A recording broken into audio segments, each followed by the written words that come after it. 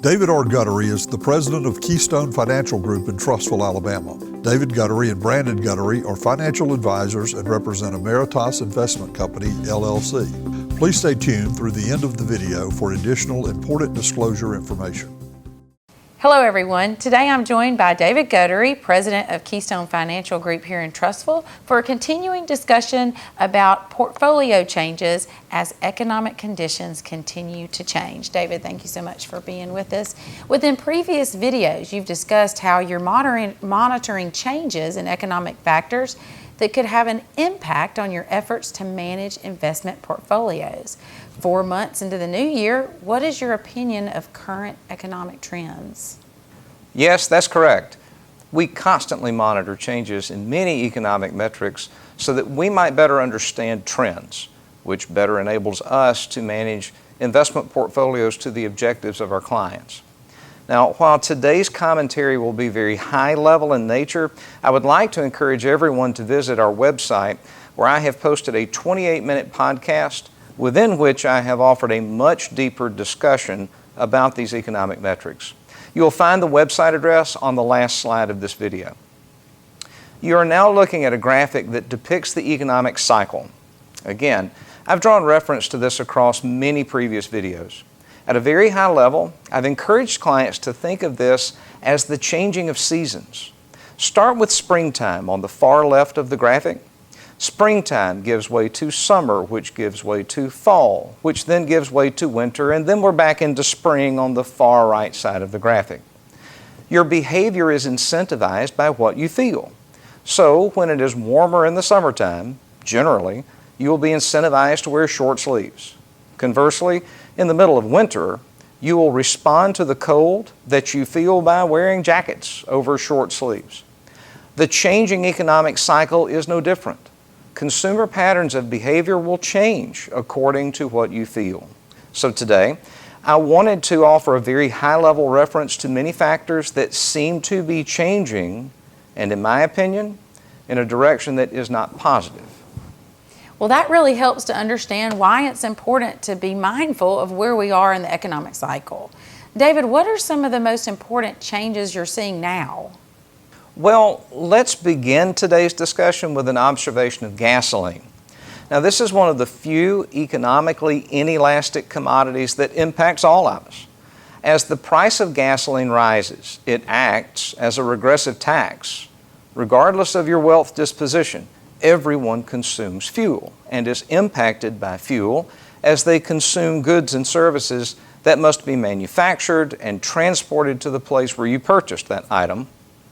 Now, you are looking at a graphic from the Federal Reserve Bank of St. Louis. Over the previous 6 months, the national average for a gallon of gasoline has risen from $2.10 to $2.87. This is primarily happening for two reasons. First, we have scarcity of U.S. production. According to the most recent Baker Hughes Rig Count Index, there are fewer rigs producing oil in North America than we have had over the previous 12 months. The second factor having an impact on the rising cost of gasoline is the weakening dollar. You are now looking at a graphic which depicts the increase in the M2 money supply. Clearly, over time, the money supply increases. However, look at the far right of this graphic to observe the degree by which the money supply has mushroomed over the previous 12 months. This is without historical precedent. The more money that is printed, the weaker the other dollars become. When a commodity becomes increasingly scarce, then the equilibrium price of that commodity will rise. Furthermore, when that commodity is denominated in dollars that are weakening, that too will support the prevailing price of the commodity.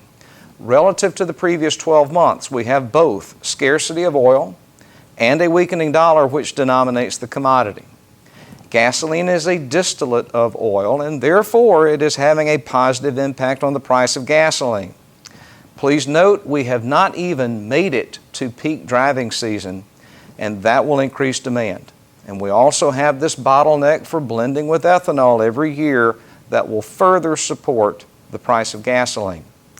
As you spend more money to consume the same quantity of a price inelastic commodity, That leaves you with fewer dollars to consume elsewhere. Therefore, observing this factor alone, we can assume that personal consumption, which is 70% of gross domestic product, will likely be weaker in the future than it could have been otherwise had it not been for this rising cost. Well, I think we can all relate to the rising cost of gasoline. It seems to rise each month. Well, David, are we beginning to see inflation in other areas than gasoline that could impact the economy? That is a great question, and I believe that I can quantify the answer. You are now looking at a graphic which depicts inflation at the producer level. If you annualized the last 5 months' worth of data, inflation at the producer level is tracking at a 12% rate. No, I do not believe that we will actually see that level of inflation because part of what you're seeing on this graphic is a rebound from the deceleration of the COVID economy of 2020. However, if we experience inflation at the producer level of 5%, less than half the rate that it is currently tracking, that will not be good for economic growth. Such would be nearly 250% times the target of the Federal Reserve for inflation. Now you're looking at a graphic of the Consumer Price Index. Inflation generally does not stay at the producer level, but is rather translated to the consumers in the form of higher prices paid. Now, upon this graphic, we can clearly see a positive slope to the line of inflation over the previous 5 months. If you annualize the last 5 months' worth of data, inflation at the consumer level is tracking at about 9.6%. So again, I do not believe that we will experience a rate of inflation that is this high, but even a 4% to 5% rate of inflation at the consumer level would be detrimental to economic growth. Now, in my opinion, this is beginning to have an impact on consumption metrics that we monitor. For example, existing home sales, housing starts, industrial production, durable goods, and retail sales are showing a declining trend over the previous 6 months.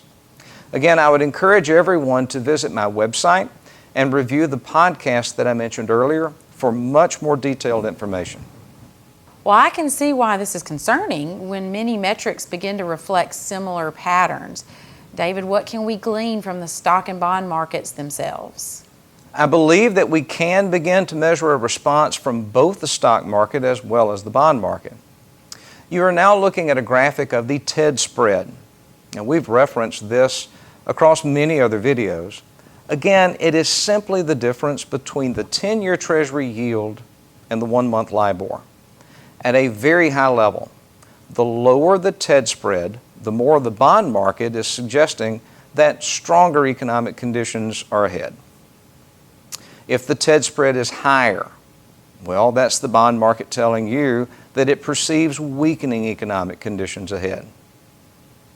Over the previous 6 months, we have observed the TED spread move from a low of 10 basis points in November of last year to as high as 19 basis points just a few weeks ago. While this remains a low yield spread, it nonetheless is nearly twice as high as it was just 6 months ago.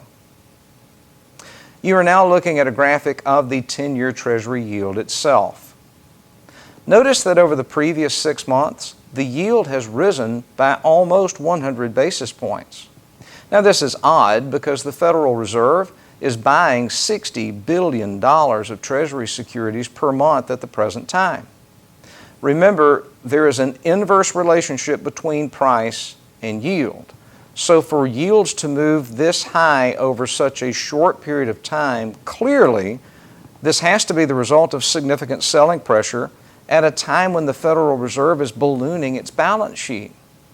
So again, for a much more detailed explanation of why this is important, please visit my website and find the most recently posted podcast. Well, David, it doesn't seem that these trends are suggesting that economic growth might continue as strongly as before. Could this simply be a short-term pause, or is it the beginning of a new downward trend? The million-dollar question is simply this: are we observing a bump in the road, or is this the beginning of a new downward economic trend? when you begin to see many economic metrics showing the same pattern, with yield spread moving higher, and sectors of the market performing well that might not otherwise perform well during the growth phase of the economic cycle, it leads me to believe that we are indeed in the deceleration of the economic cycle.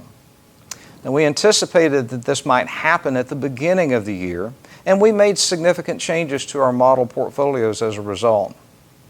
Going forward, it's my anticipation that when we know more about the proposed changes to the tax code, that we may see these trends accelerate. Again, very high level, I would encourage everyone to be vigilant and observe changes in these and other economic metrics as they pertain to the management of your objective-driven portfolio.